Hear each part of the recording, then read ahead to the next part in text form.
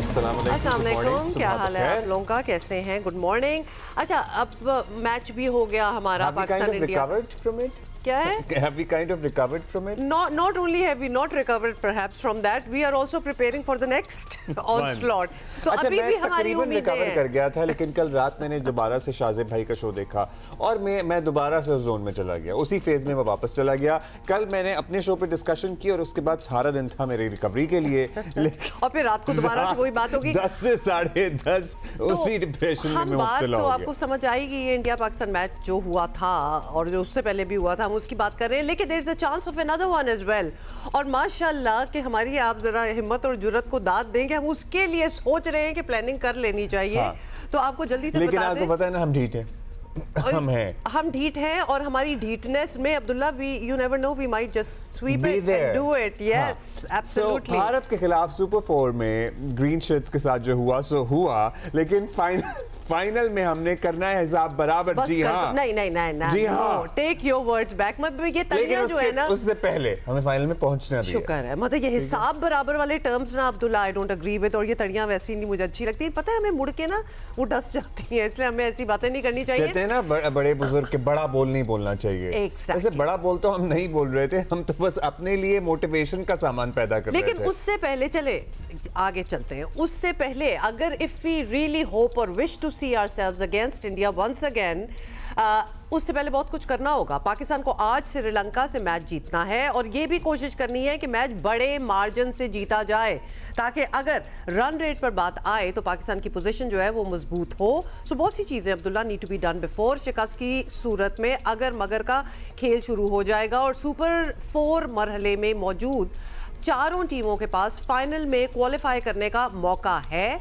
कोई भी टीम एक मैच की कामयाबी पर भी फाइनल में पहुंच सकती है। और दुबई में आपको बता दें कि प्रेस कॉन्फ्रेंस में साहबजादा फरहान का कहना था कि श्रीलंका के खिलाफ मैच की भरपूर तैयारी की है और पाकिस्तान टीम के खिलाड़ी पुरुमीद हैं कि फाइनल में फिर मुकाबला भारत से होगा। क्यों भाई, क्यों पुरुमीद होकर रहने हैं? मैं तो हूं। ठीक है, मतलब पुरुमीद होना अच्छी बात है। देखिए, फाइनल में जाने के लिए पुरुमीद होना बहुत अच्छी बात है, but to go only to play against India, वो तो पहुंचे ही है ना, तो हमें भी पहुंचना है। फिर चलें देखें क्या कह रहे थे साहबजादा फरहान। नहीं, साहबजादा फरहान करेंगे बाकी बातें। ओके, दिखा रहे हैं? नहीं नहीं, चलें कोई नहीं, चलो ठीक है, आगे चलते हैं। अच्छा, तो फखर जमान की भी अब बात कर लें। फखर जमान का मुतनाज़ आउट था, पाकिस्तान ने ICC से शिकायत कर दी है। क्रिकेट माहिरीन कह रहे हैं कि अगर फखर जमान मुतनाज़ फैसले का शिकार ना होते तो शायद मैच का नतीजा कुछ भी हो सकता था। लेकिन एक राय ये भी है कि हमारी जो स्ट्रैटेजी थी उसके बाद अगर हम 200 रन भी बना लेते तो शायद इंडिया फिर भी ये मैच जीत जाता। क्योंकि हमारा बॉलिंग लाइनअप इंतहाई कमजोर हमें उस दिन नजर आया। फखर का आउट जो था वो बिल्कुल आउट नहीं था, और आई एम नॉट सेइंग कि वो होता तो हम जीत जाते हैं, ऑल दैट। उसका आउट गलत था। हाँ, उसका आउट मुतनाज़े था 100%। यस, आपने बिल्कुल ही फैसला सुना दिया, मैं इसे मुतनाज़े पे ही रखूंगा। और जहां मुतनाज़े होता है, मुतनाज़े नहीं, मुझे गलत लग रहा है। इसी पे हम चले बातें कर लेते हैं ना कि हमें कितने बड़े मार्जिन से मैच जीतना ज़रूरी है और फिर हमारे फाइनल में रसाई के लिए क्या क्या अहम है। सिकंदर बख्त हमारे साथ मौजूद हैं और सैयद याह्या हुसैनी हमारे साथ मौजूद हैं, दोनों ही UAE में हैं।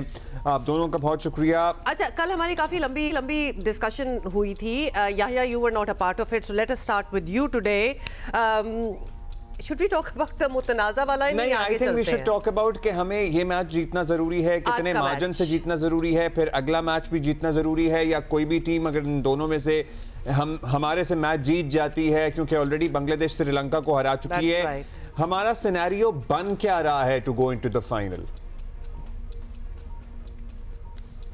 सबसे पहले तो अब्दुल्ला, हुमा, आप दोनों को अस्सलाम वालेकुम।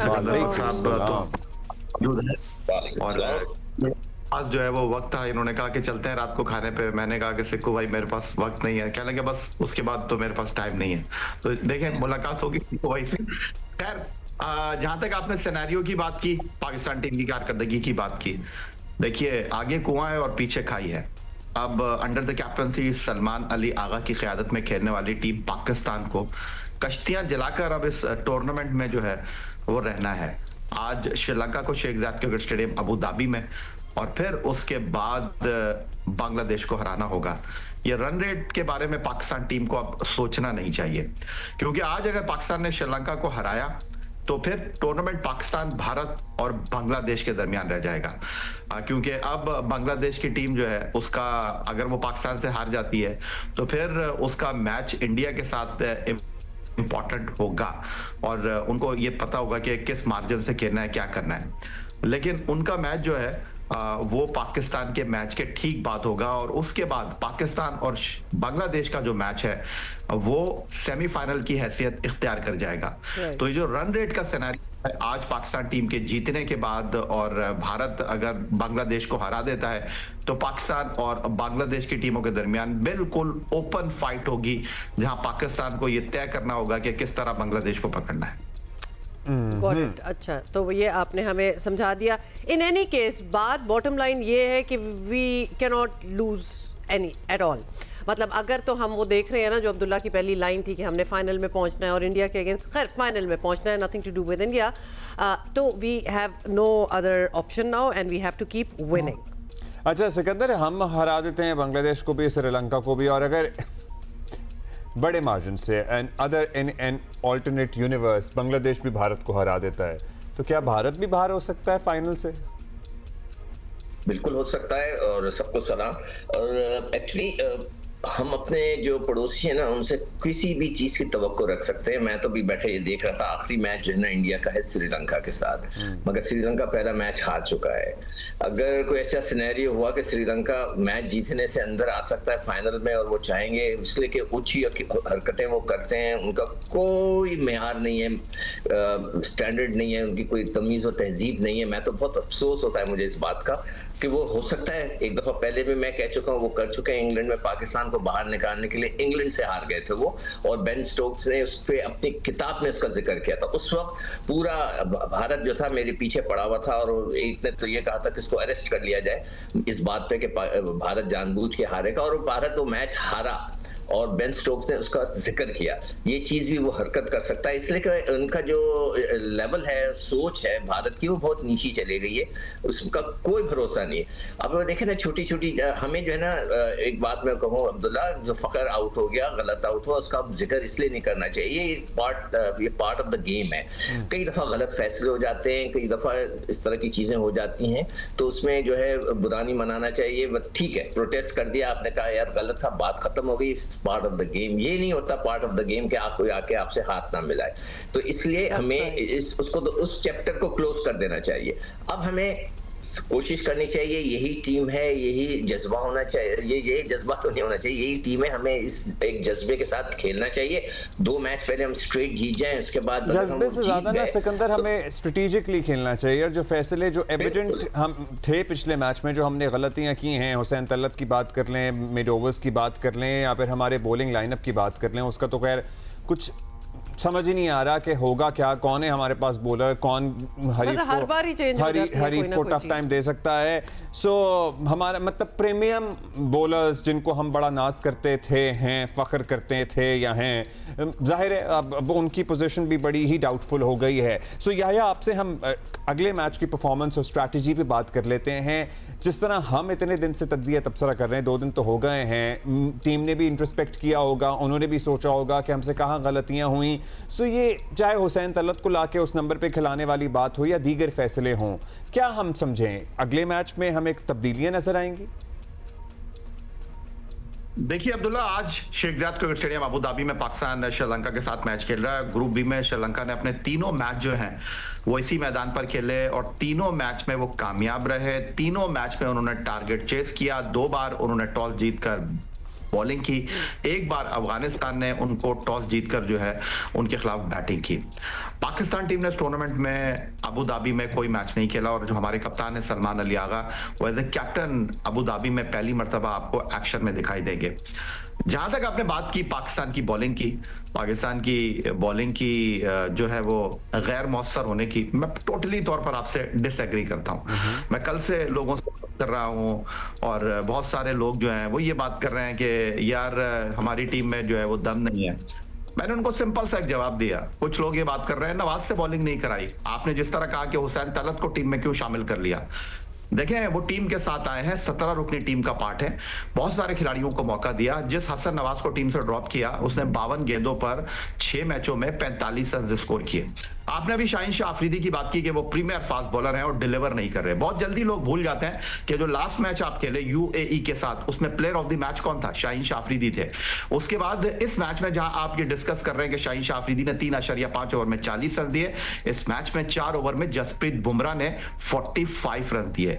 देखिए, इसमें कोई शक नहीं है कि अच्छी बॉलिंग नहीं की शाहीन शाह अफरीदी ने, अबरार ने और हारिस रऊफ ने, इसीलिए हम इंडिया के खिलाफ जीत नहीं सके। ये जो इंडिया के दोनों ओपनिंग बैट्समैन अभिषेक शर्मा और शुभमन गिल स्ट्रगल कर रहे थे। 3 मैचों में 35 रन थे शुभमन गिल के, 3 मैचों में 99 रन थे अभिषेक शर्मा के।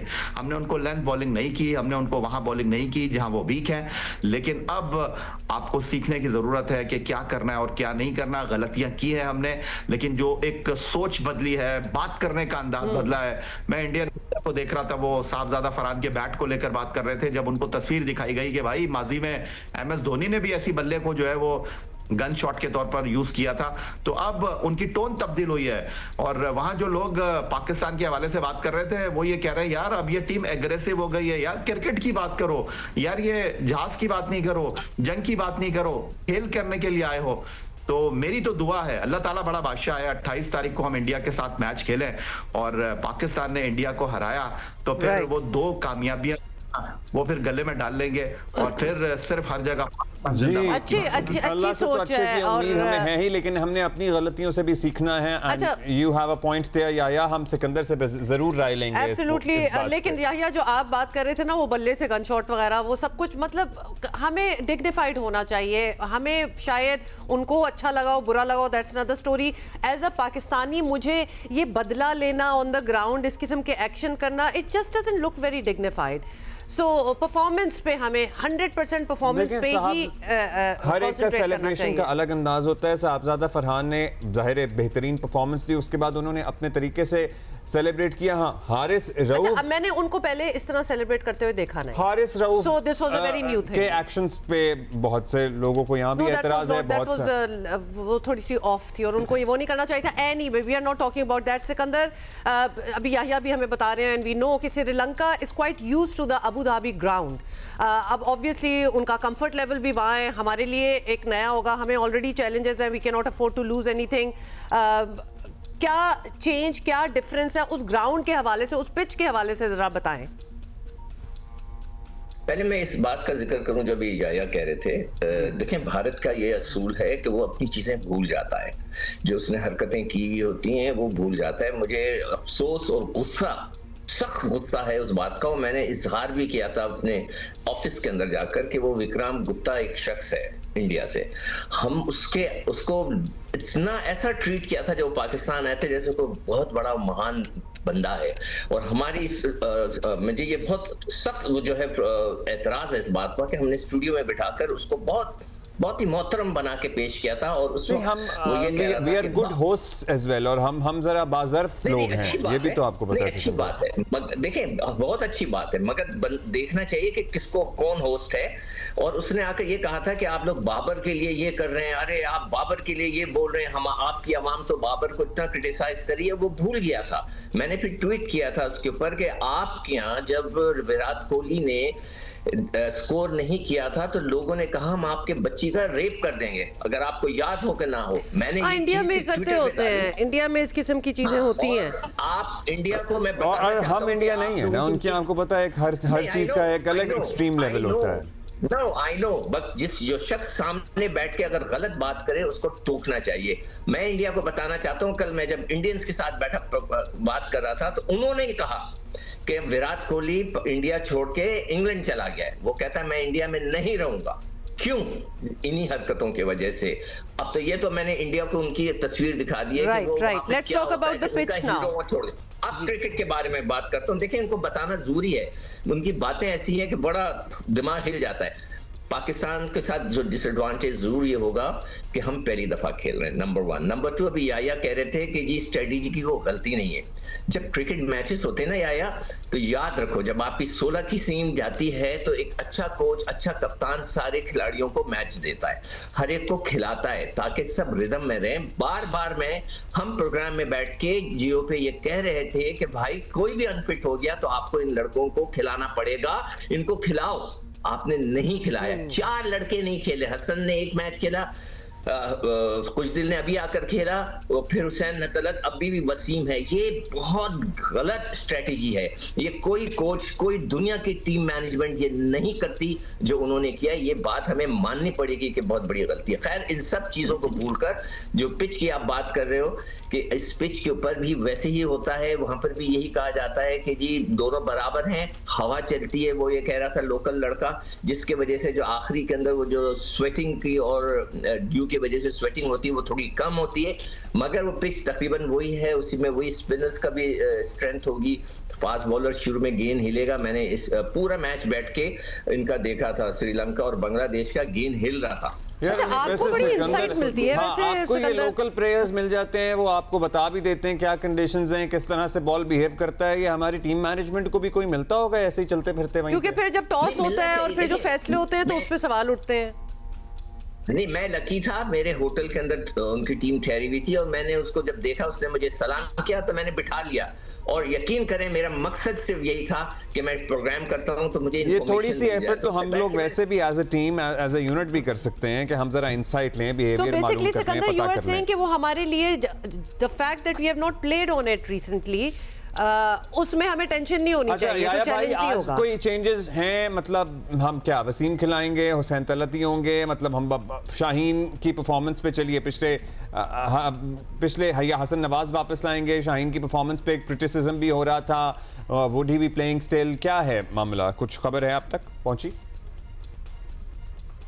देखिए अब्दुल्ला, जिस तरह मैंने कहा कि आगे कुआं पीछे खाई है और अब आपके पास गलती की गुंजाइश मौजूद नहीं है। आप अपनी लाइफ लाइन्स तमाम यूज कर चुके हैं। जहां तक टीम रिसोर्सेज की बात है, I think this is the best team जो हमने इंडिया के खिलाफ उतारी है। अगले दोनों मैचों के लिए बिफोर द फाइनल आपको इसी 11 के साथ जाना चाहिए।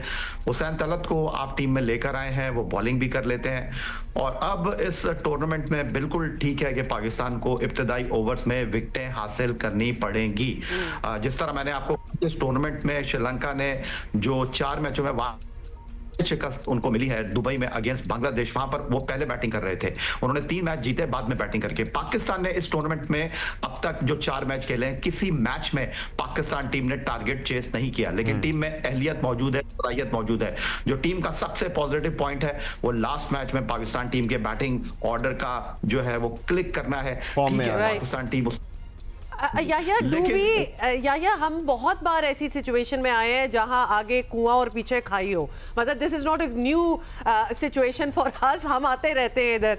How do we perform when we are in it? क्योंकि मुझे लगता है कि कोई भी टूर्नामेंट हो in the past couple of years, हमने देखा है कि हम इस नहज पे पहुंच जाते हैं वहां जहां हमारे पास में जब हमने शुरू किया तो फिर हम मोमेंटम भी पकड़ते हैं। It look like a different team all together. पहले 5 ओवर 6 ओवर 10 ओवर तो हमें यकीन था कि ये मैच हमारे हाथ में है। बात दरअसल ये है कि हम टीम कॉम्बिनेशन की बात कर रहे हैं, लेकिन ये नहीं पता हमको कि इस टीम ने कितने मैच खेले हैं under the coaching Mike Hesson. 17 match इस टीम ने खेले हैं, 12 जीते हैं, 5 हारे हैं। अब आपके सवाल करेंगे किसके खिलाफ जीते हैं?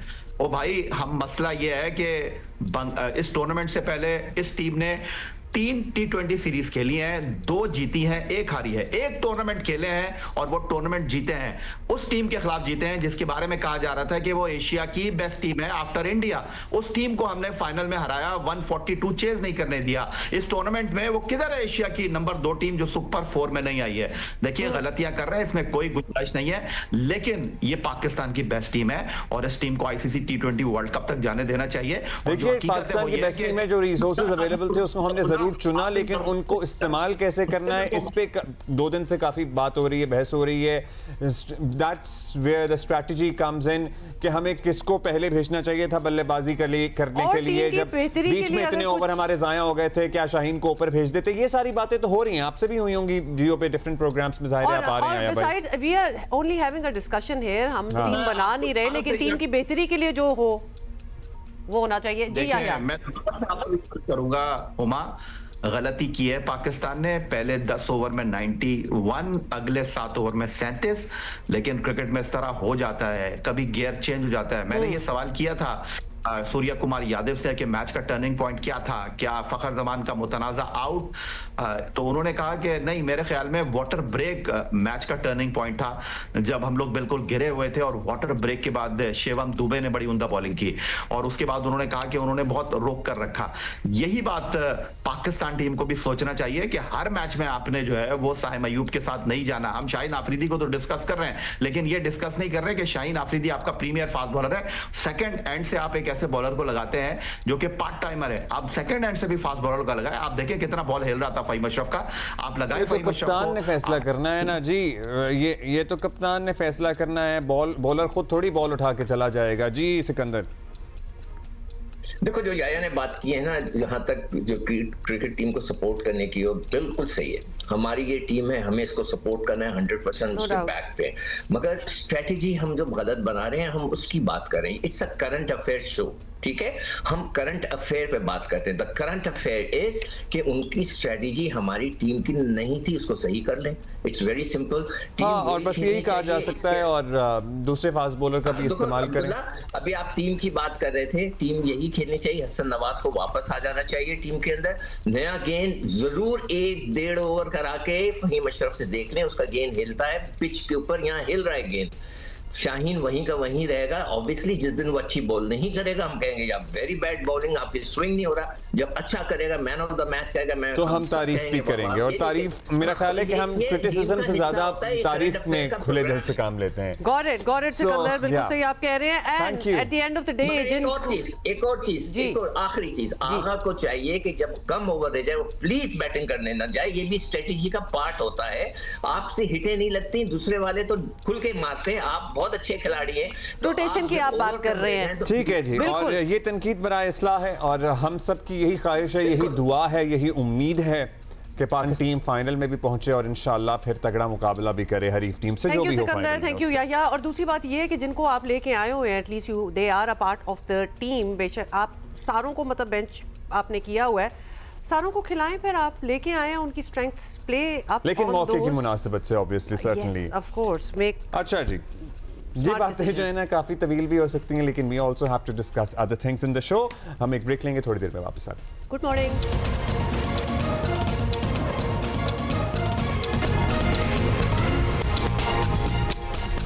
Welcome back. अच्छा जी, बहुत सी बातें हो गई, और actually we were talking about the trans killing, हम बल्कि कहेंगे पिछले घंटे में, और इतनी ज़्यादा हैं जिनका कभी कुछ पता ही नहीं चला। So this has happened in the past as well, और हम यही इम्प्लोर करेंगे कि अच्छी और अब हम जरा सैलाब से अपडेट्स देंगे आपको पता है पंजाब में पर्टिकुलरली जो जनूबी पंजाब के इलाके हैं, वहाँ पर अभी तक इमदादी काम चल रहे हैं। मोटरवे को बहुत से मकामात से जहाँ सैलाब ने मुतासर किया, वहीं अभी रिपेयर का काम शुरू नहीं हो सका है। एक huge network of roads and bridges हैं जो इसकी ज़द में आया है, जो बहाली का मुंतज़र है। फिर साथ ही लोगों की रिहैबिलिटेशन भी एक चैलेंज है। फिर पंजाब के अलावा सिंध में जहां डाउनस्ट्रीम पानी आ रहा है, वहां कच्चे के इलाके में लोगों को नकल मकानी करानी पड़ी है, वो लोग मुतासर हुए हैं। सो ओवरऑल पंजाब में सैलाब के बाद की सूरत हाल से हम आपको हर रोज़ ही बताते रहे हैं, और बाज़ जगहों पे लोग अपने अपने इलाकों में वापस पहुँचना शुरू हो गए हैं। जैसे कि कमालिया के अगर हम जिक्र करें, कुछ नाम भी हमें लेने चाहिए ताकि पता चले कि बहुत सी जगहों से लोग वापस जा रहे हैं। कमालिया के नवाही देहात में जब लोग वापस अपने इलाके में पहुंचे तो फसलों और मकानात की तबाही पर शदीद अफसरदा नजर आए, और definitely it's going to take a while to rebuild. हुकूमत से जल्द सर्वे करवा कर माली इमदाद की फराहमी का मुतालबा किया जा रहा है। और सैलाब से मुतासरा कसूर में दूल्हा कश्ती पर दुल्हन बयाल आया। ये तो हमने आपको कल इसके कुछ विजुअल्स भी दिखाए थे। सैलाब में बुरी तरह मुतासर होने वाले जलालपुर पीरवाला के करीब मुल्तान से चांगड़ा तक M5 मोटरवे आज 11वें रोज भी बंद है। वज़ीर आला पंजाब मरीम नवाज मुतासरीन सैलाब के कैंपों का मुसलसल दौरा कर रही हैं। मरीम नवाज कल बहावल नगर पहुंची और कैंप में सहूलतों का जायज़ा लिया। सिंध की बात करें तो हैदराबाद में कोटरी बैराज पर दरमियाने दर्जे का सैलाब है। जामशोरो डाउन स्ट्रीम में कच्चे के इलाके मुतासर हुए हैं। ठट्टा में दरिया कई एकड़ ज़मीन निकल गया है। यहाँ कपास की तैयार फसल को नुकसान पहुँचने का खदशा है। नौशेरो फिरोज़ में दादू मोरो पुल पर दरमियाने दर्जे का सैलाब है। अब तक 16 यूनियन काउंसिल्स के 445 देहात सैलाब से मुतासर हुए हैं और 10 से ज़ायद गाँव का पक्के के इलाके से ज़मीनी राब्ता भी मुनक़ता हो चुका है। फिर आपको पता है कि रोड्स जो हैं, मतलब हम तो मोटरवे की बात कर रहे हैं, अब हर चीज़ ही अंडर वाटर आ जाए तो क्या किया जाए। और जो कि हम देख भी रहे हैं कि कितने दिनों से M5 की अगर हम बात करें तो कितने दिनों से यासिर फारूकी हमारे साथ सखर से, और यासिर से हम ताज़ा तरीन सूरत हाल मालूम करते हैं। यासिर बताइएगा अभी कितना पानी रिकॉर्ड किया जा रहा है और कच्चे के इलाके जो ज़्यादा मुतासर हुए हैं वहाँ से क्या अपडेट्स आपको मिल रही हैं? जी बिल्कुल, दरियाए सिंध में सखर बैराज के मुकाम पे गुज़िश्ता रोज तक जो निचले दर्जे के सैलाब की सूरत हाल थी वो आज मामूल पे आ चुकी है, जिसके बाद सखर बैराज का ऑपरेटिंग सिस्टम बहाल करते हुए बैराज के तमाम दरवाजों को नीचे करके बैराज से निकलने वाली 7 नहरों में डिमांड के मुताबिक पानी की फराहमी की जा रही है। दूसरी जानिब हुकूमत सिंध की जानिब से जो फ्लड के हवाले से हाई अलर्ट जारी किया गया था वो ऑफिशियली तौर पे तो अब तक ख़त्म नहीं हुआ है, लेकिन जो इंतजामात बंदों पे किए गए थे वो अब वापस होते दिखाई दे रहे हैं। जितने भी बंदों पे सखर डिवीजन में रिलीफ कैंप्स कायम किए गए थे वो ख़त्म किए जा चुके हैं। सरकारी अदाद-ओ-शुमार के मुताबिक जो 80,000 से ज़ायद अफराद अपने 3,26,000 से ज़ायद मवेशियों के साथ पक्के के इलाकों में नकल मकानी करके आए थे, उनकी वापसी का सिलसिला भी शुरू हो चुका है। जो मोबाइल कैंप्स सखर डिवीजन में 6 पहुंचाए गए थे रिलीफ के लिए, वो यहां से निकाल के अब कोटरी और दीगर इलाकों में हैदराबाद की तरफ रवाना कर दिए गए हैं और इम्कान ये जाहिर किया जा रहा है कि आइंदा 24 घंटों में जो हाई अलर्ट था वो भी ख़त्म कर दिया जाएगा। जी अच्छा, ये तो रिलीफ की बात है। जहाँ हाई अलर्ट थे उनको अगर ज़रा नीचे दर्जे पे ले आएँ तो ये अच्छी बात भी है, क्योंकि उसमें लोगों को भी थोड़ा सा इत्मीनान होगा कि we are in a safe spot now, और थोड़ी सी उम्मीद भी जागेगी कि हम अपने घरों को वापस जाके ज़रा दोबारा से ज़िंदगी स्टार्ट करने वाली बात हो गई। जहाँ जहाँ नुकसान होंगे वहाँ से बहावल नगर चलें। फ़हद शफीक हमारा इंतज़ार कर रहे हैं, बिल्कुल वहाँ से हमें अपडेट कर रहे हैं। फ़हद बताइएगा बहावल नगर से। जी बिल्कुल, दरिया सतलुज में ऊंचे दर्जे का सैलाब आया तो बहावल नगर की जो दरियाई बेल्ट है जो कि 140 किलोमीटर पर मुहित थी वो बहुत ज्यादा मुतासिर हुई है। अब दरिया सतलुज के पानी की सतह में दिन ब दिन कमी वाक़या होना शुरू हो गई है, लेकिन नुकसानात बहुत ज्यादा हुए हैं। मिसनाबाद तहसील, बहावल नगर तहसील और चिश्तियां तहसील, इसके तकरीबन 140 मौजा जात जो हैं वो इससे मुतासिर हुए हैं और एक मौजे में 1 से ज्यादा गाँव होते हैं। आप अंदाजा लगा लें कि कितने गाँव जो हैं वो इस पानी से मुतासिर हुए हैं। जिला इंतजामिया के मुताबिक तकरीबन 1 लाख एकड़ से ज्यादा फसल जो है वो इस पानी से मुतासिर हुई है, जिसमें कपास की फसल है, धान की फसल है, तिल की फसल है और मकई की फसल है। ये चारों फसलें जो हैं वो इस दरियाई बेल्ट पर जो लगी हुई थी वो तकरीबन मुकम्मल तौर पर तबाह हो चुकी हैं। 1 लाख से ज्यादा अफराद ने जो है वो नकल मकानी करके वो महफूज मकामात तक मुंतकिल हुए हैं। इसी तरह 50,000 जानवर जो है वो महफूज मकामात तक मुंतकिल किए गए हैं। तकरीबन 7,000 घरों को नुकसान पहुंचा है। दूसरी जानिब जिला इंतजामिया की जानिब से 20 फ्लड रिलीफ कैंप भी कायम किए गए हैं, जहां पर मुख्तलिफ किस्म की सहूलियात मुतासिरीन सैलाब को दी जा रही हैं। अब 2 किस्म के चैलेंजेस जो हैं वो दरपेश है। एक तो रिहेबिलिटेशन का चैलेंज है कि ये वापस लोग कैसे जाएंगे, इनकी तामीरात किस तरह तामीर करवाई जाएंगी, खासतौर पर जो मकानात हैं वहां पे इन लोगों ने रहना है तो उसकी तामीर किस तरह होगी, ये सारा जो है वो सर्वे पे डिपेंड करता है। दूसरी जानिब जब दरियाई पानी आता है तो उसके साथ रेत भी आती है, तो रेत से जो ज़राई ज़मीन है उसे बहुत ज्यादा नुकसान पहुंचा है। तकरीबन 2 से 3 फुट तक रेत जो है वो ज़राई ज़मीनों पर आ गई है और अब उन ज़राई ज़मीनों को काबिल काश्त बनाने के लिए जो है वो भी मेहनत करना होगी। तो रिहेबिलिटेशन का प्रोसीजर जो है वो किस तरह आगे बढ़ेगा और किस तरह मुतासिरीन सैलाब अपने इलाकों में वापस जाएंगे, अब ये देखना होगा। जी ठीक, बहुत शुक्रिया आपका। बहावल नगर से फ़हद शफीक हमें अपडेट कर रहे थे। सो जो ज़राई ज़मीन है, जो पानी के साथ रेत आती है, किसान उससे बहुत परेशान है, क्योंकि ज़ाहिर है ज़राई ज़मीन में जब रेत आ जाएगी तो वो काश्त के काबिल तो लेकिन उसको नहीं फिर क्या होता है, उसको क्या क्लियरिंग करनी होगी, मतलब ये भी चीज़ें हैं जो हमने नेक्स्ट टाइम ज़रूर पूछनी है कि what are the options, what can be done, क्योंकि ऑब्वियसली काम तो दोबारा से शुरू करना ही होगा। अच्छा, अभी हम आगे बढ़ेंगे और तीसरे हम लड़कियों की क्रिकेट की बात करेंगे जो बड़ा अच्छा खेल रही हैं। तीसरे एक रोज़ा मैच में पाकिस्तान विमेन टीम ने जनूबी अफ्रीका विमेन को शिकस्त देती है। तो सीरीज तो आपको पता है कि साउथ अफ्रीकन वेमेन जो हैं वो 2 आउट ऑफ द 3 मैचेस वो जीत चुकी हैं, लेकिन उस जीत में भी हमने बार बार कहा है कि Pakistani women cricketers actually fought for that, तो लिहाजा इंटेंट नजर आई थी। और हम हमेशा ये कहते हैं कि विमेंस क्रिकेट हो, मेंस क्रिकेट हो, लड़ो तो सही, खेलो और उसके बाद अगर हार जाओ सो बी इट। लेकिन तीसरा मैच उन्होंने बड़ा ही जबरदस्त किस्म का जीता, जिसमें अब आपको बता दें कि सिद्रा अमीन जो पहली 2 सेंचुरियां बना चुकी हैं, फिर उन्होंने 50 भी कर ली लास्ट मैच में। फिर नशरा संधू जो हैं उन्होंने 6 विकेटें ली अब्दुल्ला, एंड 26 रन के एवज में 6 विकेटें, मतलब इट वाज क्वाइट और इसी मैच में उन्होंने, आप सिद्रा अमीन की बात करें थी, इन्होंने अपनी विकेटों की सेंचुरी मुकम्मल की है सो नशरा संधू ने।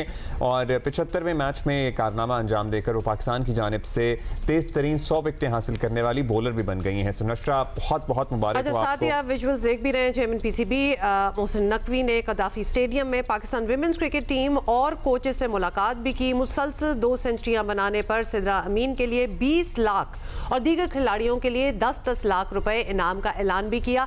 और डेफिनेटली बनते, दे प्लेड रियली वेल। देख के इनकी शॉट सिलेक्शन, इनकी स्ट्रैटेजी देख के मजा आ रहा था, and honestly that is something that we want to see from और जब किसी दबाव में ना हो, जो कि नजर आ रहा था कि बेखौफ होकर खेल रही हैं, तो उसका नतीजा भी फिर मिला। और पता है हार भी जब रही थी ना पहले 2 मैचेस में, तो क्या जबरदस्त खेल रही थी, और अगर हार गई सो बी इट। अच्छा जी, एक ब्रेक लेनी है, वापस आएंगे थोड़ी देर में। Good morning.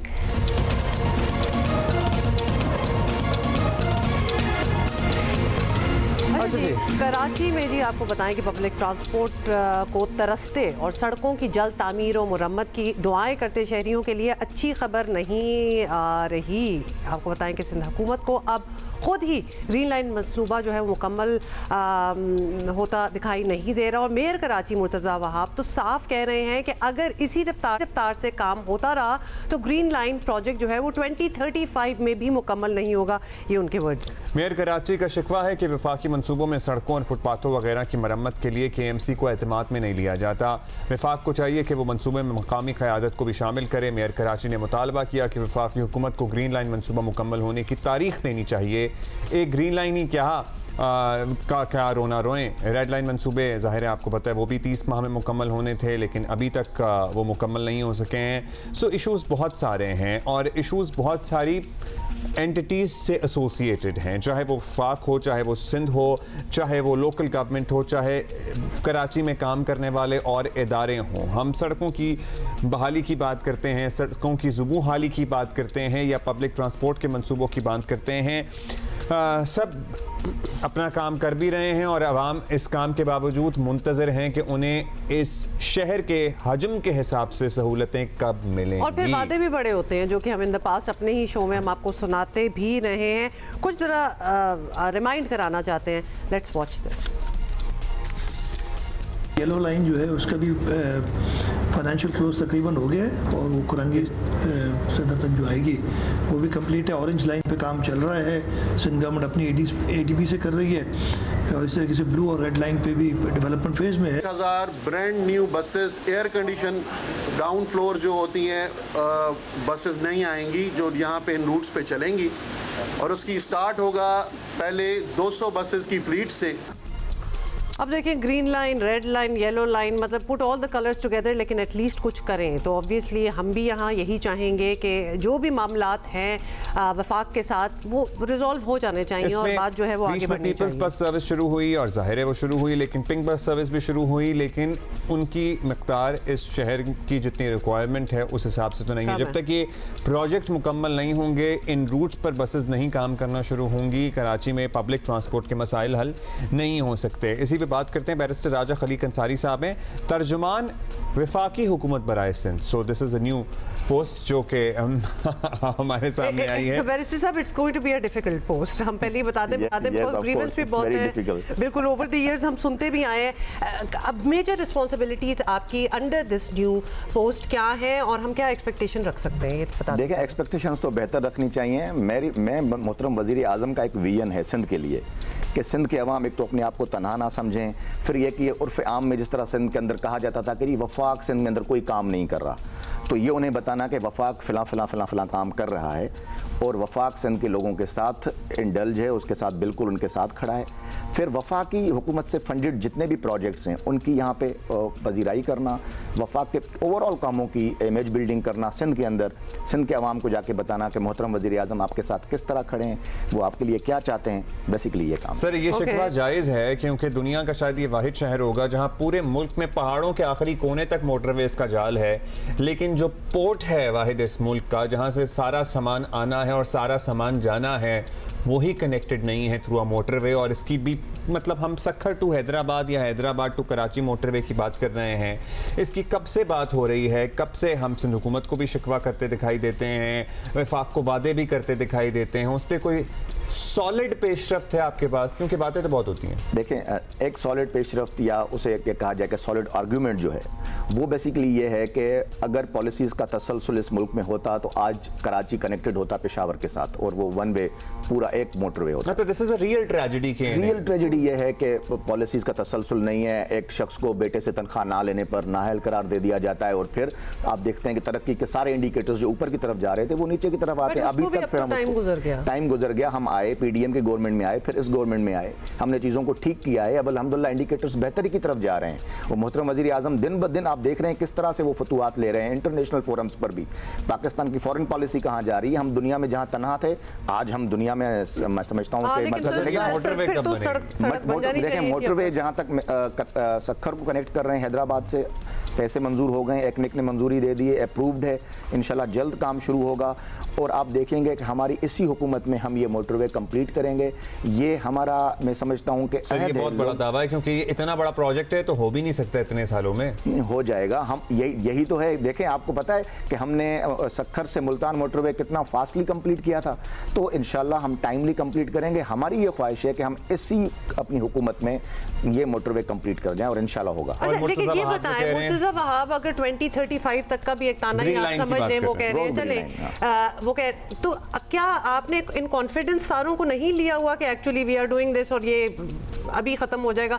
क्यों फिर आगे लोग 2035 की बात कर रहे हैं? मैं वही कह रहा हूँ, स्पेसिफिकली ग्रीन लाइन, ये अक्टूबर 2017 में एनओसी है जो कि इसी ग्रीन लाइन का एनओसी है और ये जो मैं आपको बताऊँ ये एक्सटेंशन नहीं है, ये उसी ग्रीन लाइन का हिस्सा है जो 3 स्टेशन मजीद जो हैं 1.8 किलोमीटर ये डिले का शिकार हुआ क्योंकि शिफ्टिंग ऑफ सर्विसेज की वजह से और फिर नुमाइश से आगे रोड की कंडीशंस डिफरेंट थी, इस वजह से कुछ और वजूहात थी, लेकिन ये सिर्फ और सिर्फ थोड़ा सा डिले हो गया, लेकिन ये इसी एनओसी पर है और ये इस एनओसी में कोई भी जो है वो एक्सपायरी डेट नहीं है कि ये एनओसी खत्म होगा, ये वंस एंड ऑल एनओसी। अच्छा, उनका जब ये कहना है कि आप लोग वफाक सूबाई गवर्नमेंट के साथ साथ वफाक जो लोकल गवर्नमेंट है उसको एतमाद में ले ले, सड़कों की बहाली और फुटपाथ्स की मरम्मत की वो बात कर रहे थे और जिस रफ्तार की वो बात कर रहे थे उन्हें शक है कि 2035 तक मुकम्मल नहीं होगा। मैं समझता हूँ रफ्तार तो वाकई बहुत सुस्त है। देखें, मेयर कराची को शायद उनके अफसरान ठीक तरीके से गाइड नहीं कर रहे।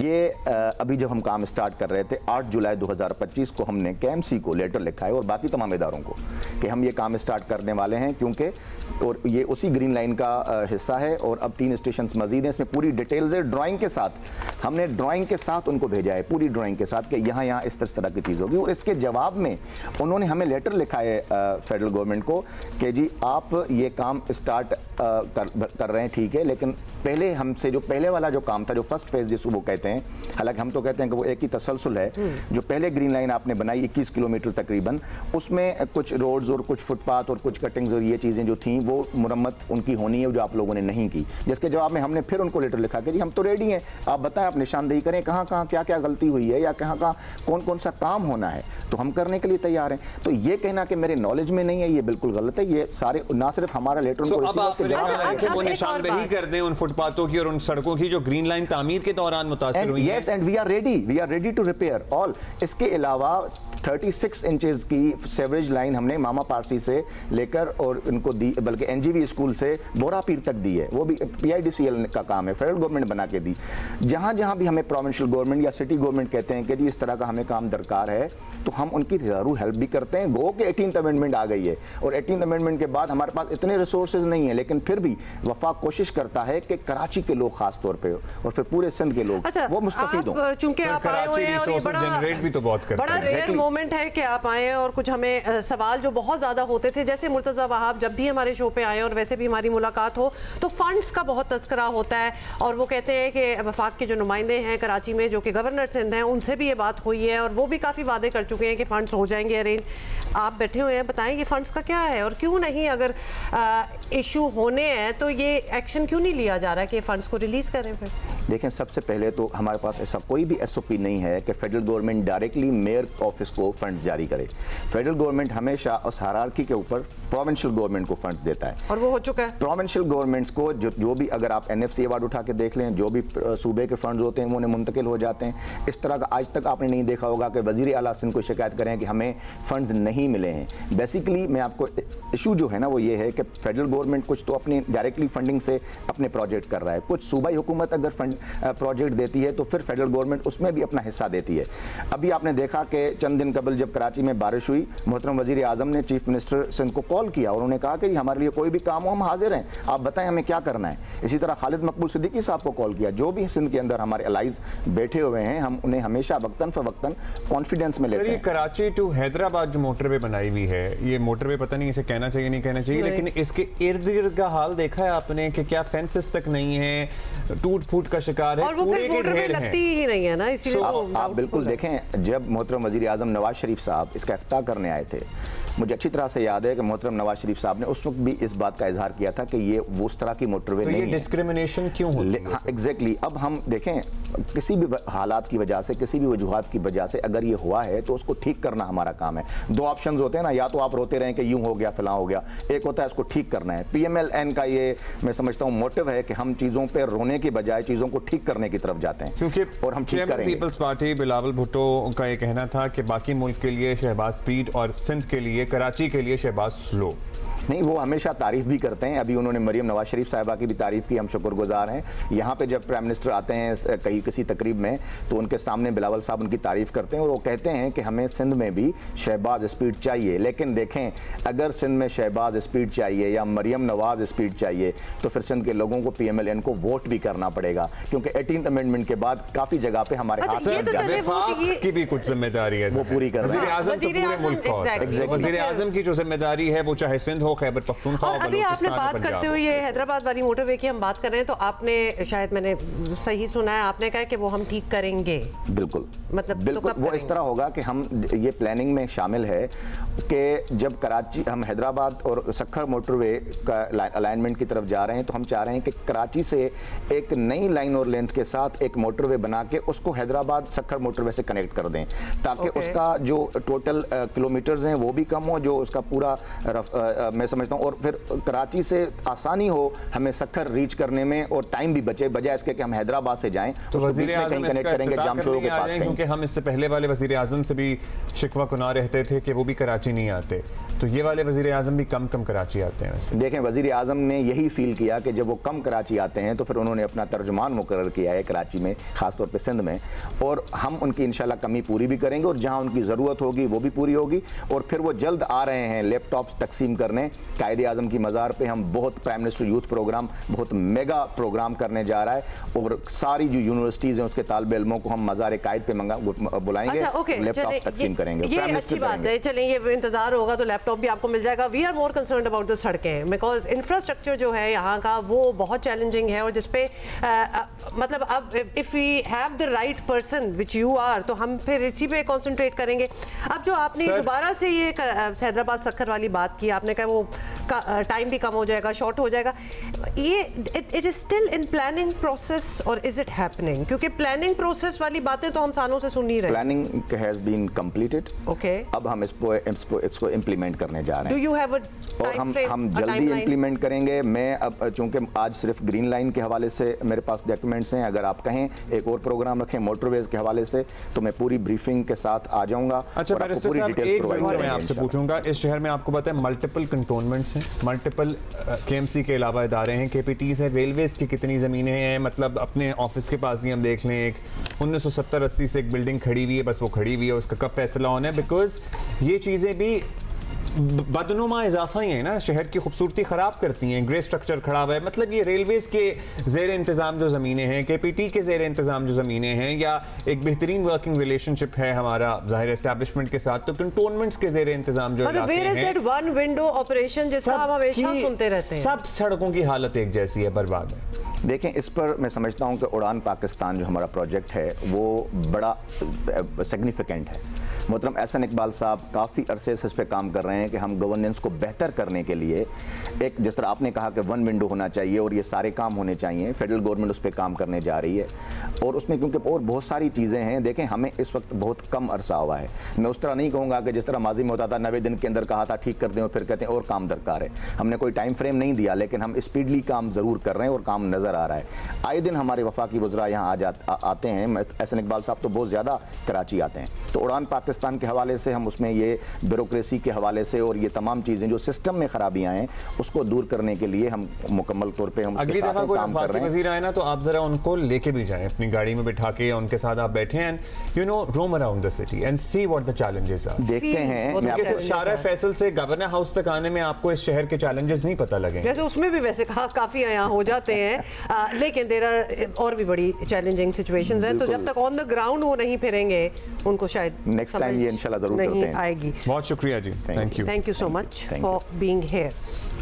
अच्छा जी, तो वो सवाल थे जो कि आपको पता ही है कि we have to find out, क्योंकि ये सारे सवाल आपके होते हैं। अच्छा, अभी हम लोधरा जाएंगे और सैलाब के बाद की सूरत हाल मालूम करेंगे। रजब अली मिर्जा हमें अपडेट कर रहे हैं।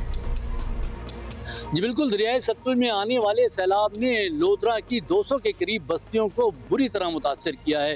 बड़ी तादाद में लोग घर से बेघर हुए, नकल मकानी पर मजबूर हुए। 1 लाख एकड़ के करीब मुख्तलिफ फसलें पानी से मुतासर हुई हैं। लोधरा की 70% से जायद आबादी देहात पर मुश्तमिल है और उनका जरिया मुआश खेती बाड़ी होता है या जानवर पालकर जिंदगी का पहिया चलाना होता है। दोनों बुरी तरह मुतासर हुए। खेतों में कई फुट तक पानी खड़ा है, नई फसल काश्त नहीं हो सकती, जानवरों के लिए चारा काश्त नहीं हो सकता। जब चारा काश्त नहीं होगा तो जानवर भूखे मरेंगे।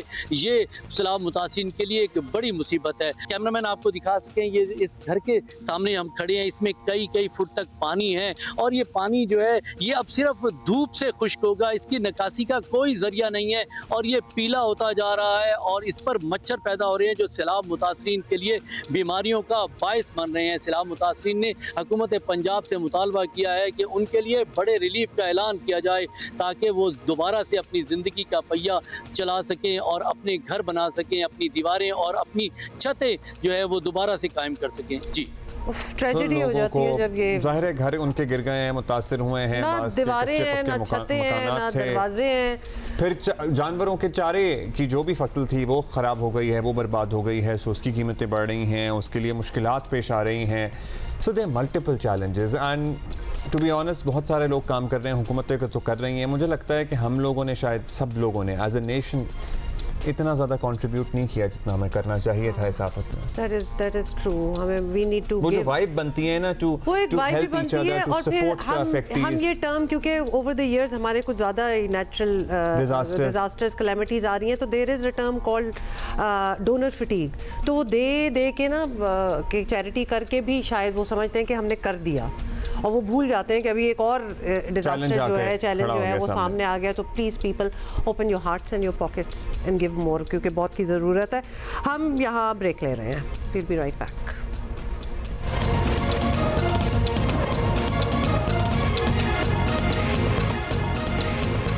पता तो आपको लग गया होगा, ये सुने बता दें। हाँ, अमेरिका की जानिब से वर्क वीज़ा महंगा करने पर और इसके प्रोसेस में मज़ीद सख्ती करने पर बहुत से रिएक्शंस आने हैं। हुनरमंद अफराद की वीज़ा दरखास्तों पर अब $1 लाख फ़ीस अदा करने होगी। आमतौर पर हुनरमंद अफराद की कैटेगरी में भारतीय शहरी सबसे ज़्यादा अमरीकी वीज़े हासिल करते हैं, ऑलमोस्ट कुछ 70%।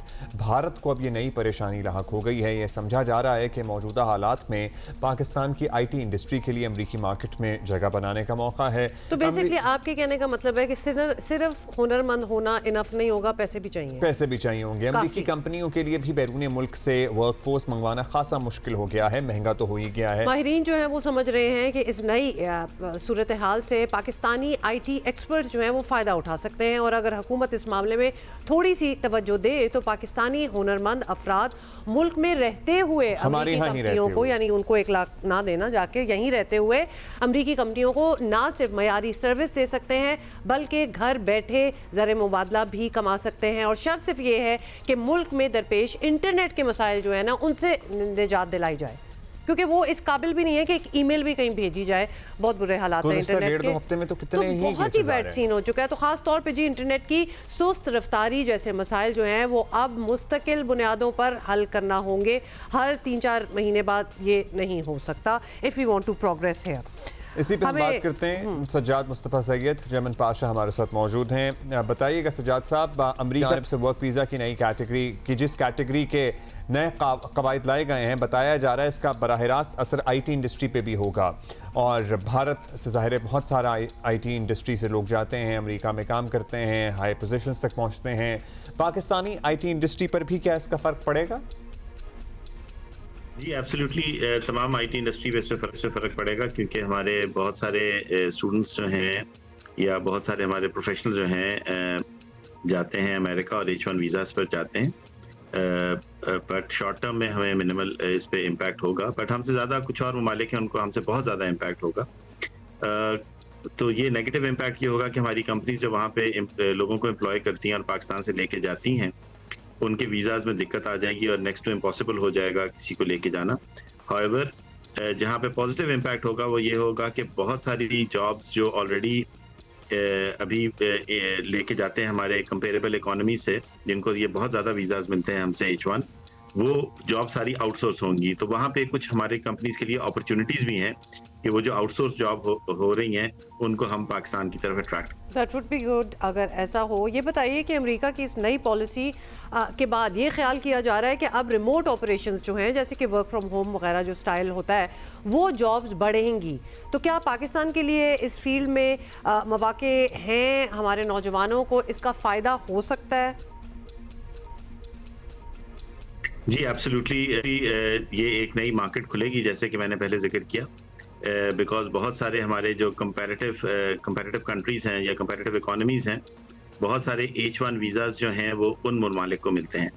तो जब वो वीज़ाज कैंसिल होंगे और ये जॉब्स रिमोट जाएंगी तो हमारे लिए एक दरवाज़ा खुलता है जिसमें हमारे लोगों को एक अपॉर्चुनिटी मिलेगी कि वो उस किस्म की जॉब्स के लिए और उस किस्म की अपॉर्चुनिटीज़ में बिड कर सकें। सो वो कह रहे हैं कि आप कह रहे हैं कि नई अपॉर्चुनिटीज़ हमारे लिए खुल सकती हैं, नए अपॉर्चुनिटीज़ के दरवाजे हमें मिल सकते हैं। पाकिस्तान की IT इंडस्ट्री सज्जाद साहब ने साबित किया है कि हम मौके का भरपूर फ़ायदा उठाने की सलाहियत ज़रूर रखते हैं, लेकिन हमारी हुकूमत भी ये साबित कर चुकी है कि जितनी मुश्किलात मुमकिन हो वो पर्टिकुलरली इस सेक्टर के लिए इंटरनेट की स्पीड को लेके और इशूज़ को लेके ज़रा खड़ी की जाएँ। इस वक्त जो हमारा इंटरनेट इंफ्रास्ट्रक्चर है और जो स्पीड के मसाइल हैं, इस सिस्टम में रहते हुए हम अपने ही खित्ते के दीगर ममालिक से मुकाबला कर सकते हैं, पर्टिकुलरली अपने नेबरिंग कंट्री से, और अमेरिकी मार्केट को सर्व कर सकते हैं। इंडिया, चाइना, ये हमारे नेबर्स बड़े सुपर इस इंडस्ट्री में तो कॉम्पिटिटिव हैं, हाँ, काम करते हैं। ऑब्वियसली हुकूमत की काफ़ी कोशिश तो है जो भी इंफ्रास्ट्रक्चर है उसको बेहतर करने के लिए। आपको पता है कि हमारे इंफ्रास्ट्रक्चर के अंदर एक बहुत मेजर इशू है कि हमारा जो स्पेक्ट्रम है वो सारे का सारा क्लॉग्ड है इस वक्त, और जब तक हमारे स्पेक्ट्रम के इश्यूज रिजॉल्व नहीं होते बहुत मुश्किल है हमारे इंटरनेट के इश्यूज रिजॉल्व करना। उसके लिए सर्टन केसेस हैं जिन पे कुछ कंपनियों ने स्टे लिया हुआ है, जब तक वो ख़त्म नहीं होंगे और हमारा स्पेक्ट्रम रिलीज़ नहीं होगा तब तक हमें ये प्रॉब्लम्स रहेंगे। तो मेरी तो गवर्नमेंट से और तमाम इदारों से इल्तजा है कि हमारे स्पेक्ट्रम को रिलीज़ किया जाए, ये स्पेक्ट्रम ताकि अवेलेबल हो, ताकि 5G 5G भी हम लोग स्टार्ट कर सकें और 4G की सर्विसेज जो है मज़ीद बेहतर हो सकें। बहुत ज़रूरी है। बहुत बहुत शुक्रिया सज्जाद मुस्तफ़ा सैयद साहब, चेयरमैन पाशा। हमारे इंटरनेट वगैरह की, क्योंकि हमारी प्रॉब्लम ये है कि हम चाहेंगे कि हमारी तरफ भी देखा जाए for all these remote jobs. However, खबर जो हमारे यहाँ से वहाँ जाती है ना, वो हमेशा इंटरनेट का कोई मसला पड़ा होता है, तो वो दुनिया में फैलती है ना ऐसी बातें, तो फिर वो ऑलरेडी आपके दिमाग में पाकिस्तान का नाम नहीं आता when you are talking about remote jobs like these. तो लिहाजा हमें अपनी पहले बेस जो है ये ठीक करनी है, और करनी क्या है, बड़ी अच्छी थी, आजकल ही खराब हुआ है। हम अब गुंजाइश तो बहुत है, लेकिन हमारी बहुत सारी आईटी कंपनी और बहुत सारे हमारे फ्रीलांसर्स बड़ा अच्छा काम कर रहे हैं, लेकिन जाहिर है ये इंटरनेट की स्पीड आए रोज जो ग्लिचेस हैं ये एक चैलेंज है। पिछले साल से हमने देखा कुछ ज्यादा ही और इसमें हमने देखा हमारी शिजा फातिमा साहब से भी बात होती रही है वक्तन फवक्तन प्रोग्राम में, वो कह रही थी कि जी हमारे स्पेक्ट्रम के इशूज हल होंगे, एक नई केबल हमारे यहाँ लैंड कर गई है, पीछे से कनेक्टिविटी उसकी होना बाकी है, पता नहीं अगले साल तक होगी उसकी connectivity. So we are waiting for that too. और एक दफ़ा हमारे केबल वाले मसले हल हो जाएं तो काफ़ी मसले हल हो सकते हैं और हम बहुत कुछ कर सकते हैं। अच्छा, इन द मीन टाइम आपको ये बताएं कि पाकिस्तान ने श्रीलंका को शिकस्त देकर कॉमनवेल्थ बीच हैंडबॉल चैंपियनशिप जो है वो अनबीटन रहे हैं through out the tournament. How about that? Pakistan team ने टूर्नामेंट में नाकाबिले शिकस्त, जिस तरह अब्दुल्ला आप बता रहे हैं, वो रहते हुए पहले लीग मरहले के तमाम 5 मैचेस जो हैं वो जीते हैं और फिर सेमीफाइनल और फिर फाइनल में भी शानदार कामयाबी हासिल की है। How about that? तो वेरी गुड अबाउट, हाँ मतलब ये तो बड़ी खुशी की बात होगी। आए इन्हीं से क्रिकेट खिलवा लेते। नहीं ऐसे ना करें यार, ऐसे ना किया करें आप। ओके नहीं करेंगे। नहीं मुझे बहुत आ रहा है, मुझे कुछ करना है, जल्दी से ब्रेक ले लो वरना एक और बात आ रही है। मैंने लेने का हूं और आज मैच है और इंशाल्लाह हम जीतेंगे। या ब्रेक के बाद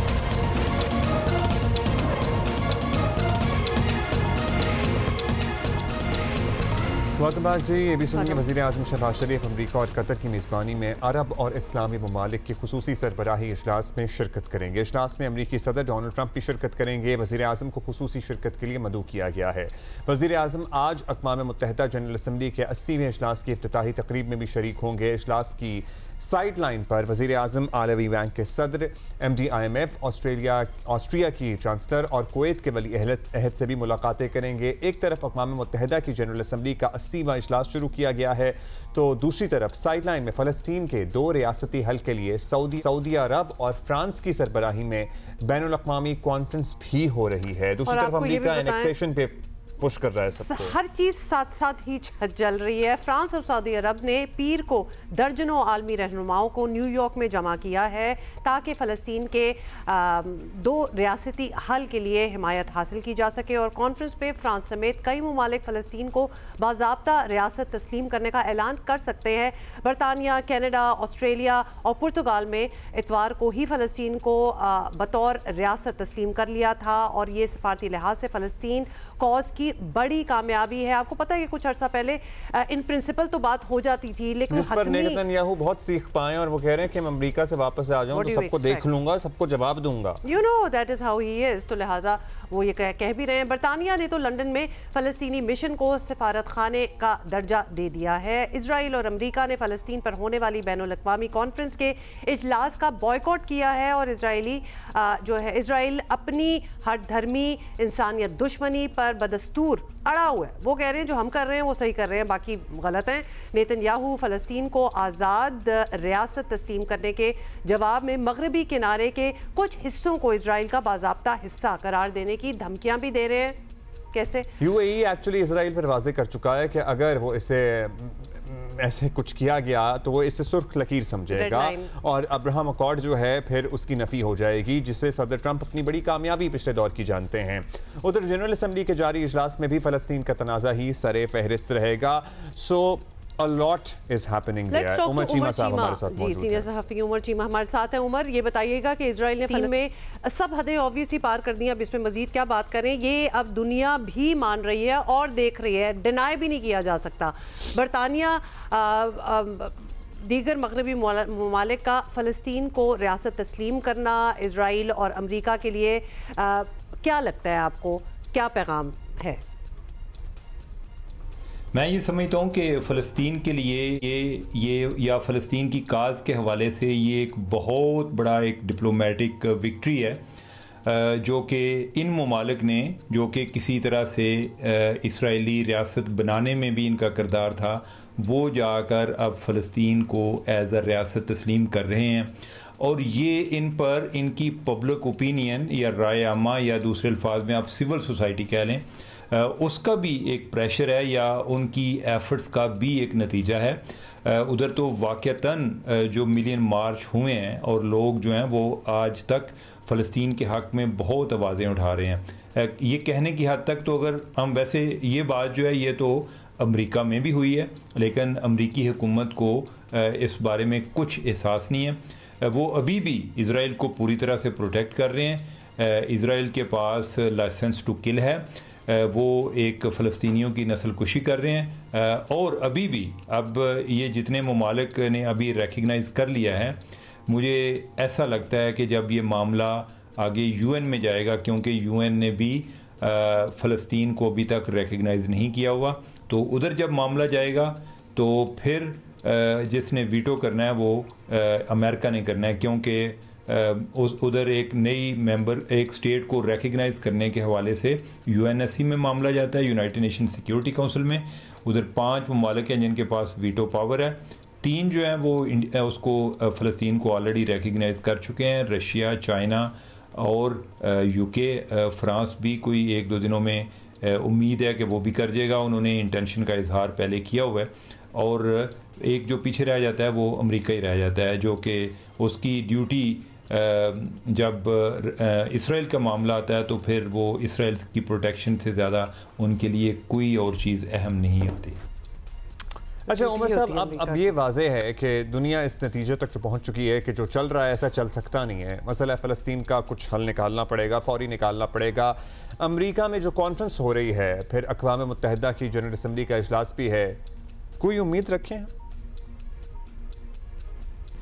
देखें, जो इस टाइम फ़लस्तीन में हो रहा है ये एक बहुत बड़ी ट्रेजिडी है, बल्कि ट्रेजिडी भी जो कुछ हो रहा है उसको बयान नहीं कर पा रही।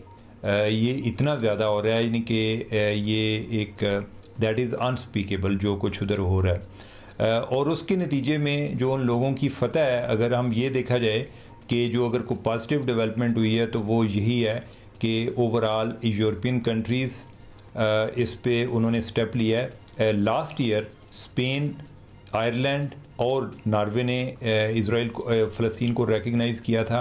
अभी यूके ने कर लिया, ऑस्ट्रेलिया ने कर लिया, कनाडा ने कर लिया और फ्रांस भी करने जा रहा है, पुर्तगाल ने भी कर लिया।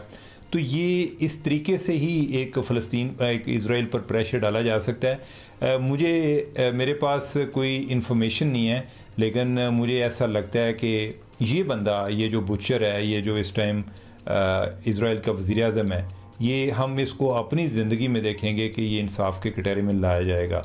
ये एक इंसानियत पर मुजालिम के हवाले से ये एक बहुत बड़ा विलन है और इसको करार वाकई सज़ा मिलेगी। अच्छा उमर साहब, फ़लस्तीन के मसले का ऐसा हाल जो सबके लिए काबिल कबूल हो, इसमें पाकिस्तान के लिए प्रॉब्ली चैलेंजिंग हो जाए सूरत हाल, 2 रियासती फार्मूले के तहत तो इसराइल को भी एक हकीकत के तौर पर तस्लीम करना पड़ सकता है ना। फिर तो क्या अमन की खातिर पाकिस्तान क्या स्टैंड ले सकता है ऐसी सूरत हाल में? क्या हमारा मौक़िफ़ होना चाहिए या हो सकता है?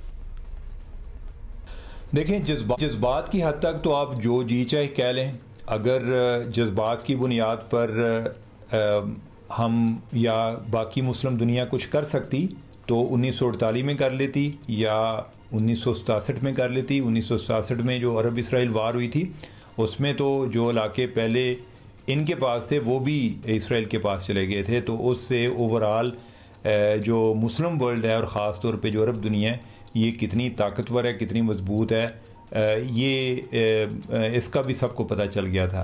तो अभी भी देख लें, क्या जो कुछ इस टाइम उधर मुजालिम हो रहे हैं, ये कुछ उसके लिए उनके लिए कुछ कर पाए? कुछ भी नहीं कर पाए। सब जो है इधर बैठ के देख रहे हैं। मेरा ख्याल है कि जो 2 स्टेट सोल्यूशन है अल्टीमेटली जो एक रियलिस्टिकली वही सोल्यूशन होगा। इसके अलावा जो है सारी जज्बाती बातें हैं, उसका कोई एक अमली हल किसी के पास मौजूद नहीं है। और जो 2 स्टेट सोल्यूशन है, अगर आप जो बेंजामिन नेतन्याहू की बात करें, जो इसराइली वज़ीर आज़म है, वो तो उसको नहीं मानता। जिस तरह हम कहते हैं ना कि सिर्फ फ़लस्तीन रहना चाहिए, इधर वो नहीं रहना चाहिए, वो कहता है कि इधर सिर्फ इसराइल होना चाहिए, इधर फ़लस्तीन नहीं होना चाहिए। तो अल्टीमेटली अगर 2 स्टेट सोल्यूशन पर कोई चीज़ें एक्चुअलाइज हो जाती हैं, मटीरियलाइज हो जाती हैं, तो ये फ़लस्तीनी लोगों के लिए एक बहुत बड़ी फतह होगी। अदरवाइज़ बेचारे वो तो जनरेशन टू जनरेशन सफ़र कर रहे हैं, हम तो सिर्फ एक मुतालबा कर रहे हैं। अल्टीमेटली जो उसके विक्टिम हैं, जो टारगेट हैं, जो इसराइल के मुजालिम बर्दाश्त कर रहे हैं, वो तो फ़लस्तीनी हैं। तो उन लोगों को भी अमन चाहिए, उन लोगों को भी ज़िंदगी चाहिए, उन लोगों को भी खुशहाली चाहिए। तो अभी तो खैर इस पर कोई इतनी संजीदा बात भी नहीं हो रही। काश के जितना कुछ हो गया उसके नतीजे में कोई 2 स्टेट सोल्यूशन पर ही को आगे कोई डेवलपमेंट हो जाती, कुछ सीरियस किस्म की डेवलपमेंट हो जाती तो वो भी बड़ी बात थी। अभी तक तो उस पर नहीं हो रहा, बल्कि ये है कि जो सदर ट्रंप है उसकी भी एक कोशिश ये है जी कि वो अपना एक अब्राहम अकॉर्ड के जिसके तहत बाकी अरब दुनिया इसराइल को तस्लीम करे, उनका फोकस इस चीज़ पर है बजाय इसके कि वो 2 स्टेट सोल्यूशन को ही इम्प्लीमेंट करवा पाए। So let's see क्या होता है। बहुत शुक्रिया उमर चीमा, सीनियर सहाफ़ी। A lot remains to be seen। जल्दी से आपको बहुत सारी चीज़ें और इस पर पेशरफ्त होगी तो सामने आएंगी बात। Of course. अच्छा जी, ICC women's cricket world cup में शिरकत के लिए पाकिस्तान विमेंस टीम जो है वो आज शाम से श्रीलंका रवाना होगी। 15 रुकनी पाकिस्तान स्क्वाड की क़यादत फातिमा सना करेंगी और Pakistan women's 2 warm up matches भी खेलेंगी और टीम पाकिस्तान जो है वो वर्ल्ड कप का आगाज़ 2 अक्टूबर को बांग्लादेश के खिलाफ मैच करेगी। और अभी हमने ये हम सीरीज तो हार गए, लेकिन हम साउथ अफ्रीका के खिलाफ आखिरी मैच अच्छे मार्जिन से जीते हैं, तो वो एक पॉजिटिव नोट पे हम इंशाल्लाह अच्छे मार्जिन से जीते हैं। और मैं बताऊं कि इतने कोई खतरनाक मार्जिन से हारे भी नहीं है पिछले वाले। सो वी हैव बीन मेरा ख्याल है कि हम अच्छी जगह पे हैं, अच्छी स्पेस में हैं। इंशाल्लाह वील बिल्ड अपॉन दिस। अच्छा जी, एक और बात जो बड़ा ज़रूरी है आपसे करना, और वो तो इसलिए ज़रूरी है क्योंकि उसमें हमारे दोस्तों की कंट्रीब्यूशन बहुत ज़्यादा है। हम बात कर रहे हैं जियो टीवी के नए ड्रामा सीरियल केस नंबर 9 की, जिसने आने से पहले बहुत धूम मचाई हुई है। पाकिस्तानी ड्रामे की तारीख का एक मुनफरिद प्रोजेक्ट है ये, और एक नया पर्सपेक्टिव आपको देखने को मिलेगा पाकिस्तानी ड्रामा इंडस्ट्री में। ये लिखा है हमारे सुपरस्टार शाहजेब खानजादा ने और इसको डायरेक्ट किया है एक और सुपरस्टार डायरेक्टर वजाहत हुसैन ने। जी बिल्कुल। और इसमें किरदार तो अदा कर ही रहे हैं सुपरस्टार सारे। वो तो सारे आपके सामने ही हैं। कल से जियो एंटरटेनमेंट पर नशर होगा ये drama. So first episode you can watch tomorrow. और टीवी ड्रामों की रवायती कहानियों में फंसी इंडस्ट्री के लिए केस नंबर 9 जो है एक नए बाब का आगाज़ है।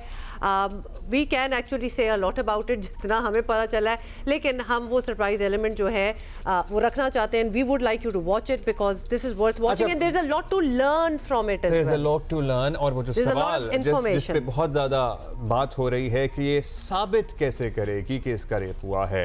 कहानी ज़ाहिर है एक रेप केस, एक रेप विक्टिम के गिर्द घूमती है। इसके प्रोमोस बहुत सारा वायरल चल रहे हैं already. So in case you why have you missed it, in case you have missed it, you should watch this. Let's watch. जैसा कि आप सब जानते हैं, मैं एक रेप विक्टिम इस मुल्क के कानून और अदलिया से इंसाफ मांग रही हूँ। कभी सोचा नहीं था कि मेरी जिंदगी भी एक दिन किसी घटिया इंसान के हाथों रुक जाएगी।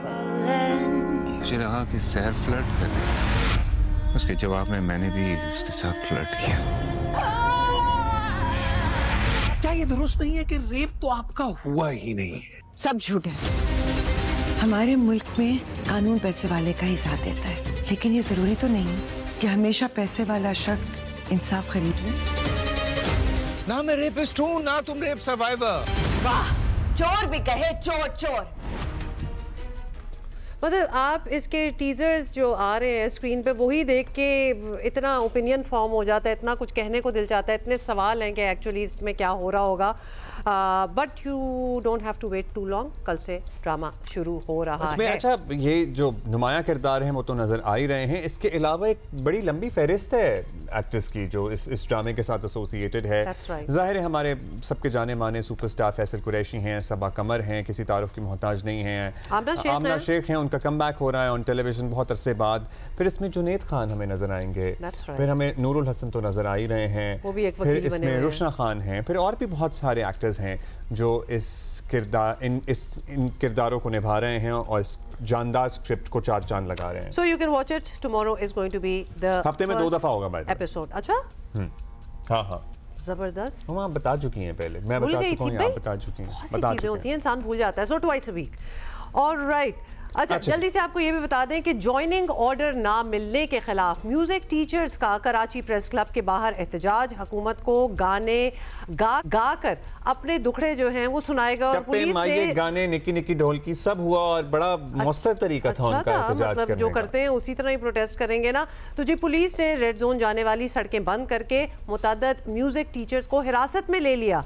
फिर उन्होंने गाने गाए कि नहीं इस ये बुरी बात है। वैसे वजीर तालीम में क्यों ले रहे हैं? सरदार शाह साहब का कहना है कि 319 उम्मीदवारों को ऑफर लेटर दिए गए थे, तहम भर्तियां हाई कोर्ट में चैलेंज हो गई। अदालती फैसले के खिलाफ म्यूजिक टीचर्स को ज्वाइनिंग नहीं दे सकते, उम्मीदवार या तो अदालत जाएं या दोबारा टेस्ट दें। सो अब रास्ता आपको पता लग गया है, वो भी बेबस हैं। वो कह रहे हैं जी आप दोबारा टेस्ट देंगे या फिर आप अदालत का रुख करें और वहाँ पे जाके अपना केस लड़ें। थोड़ा सा सुन सकते हैं, कुछ है गाना शाना है एहतजाज का? All right. Okay. We're going to see you tomorrow, inshallah. Have a great day.